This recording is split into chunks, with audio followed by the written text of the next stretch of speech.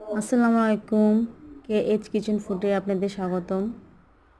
আজকে আমার দুপুরের খাবার ডাল, আলু ভর্তা, তারপর হচ্ছে টমেটোর ভর্তা, ডিম ভাজি। তা সব কিছু একটু সাজিয়ে নিলাম।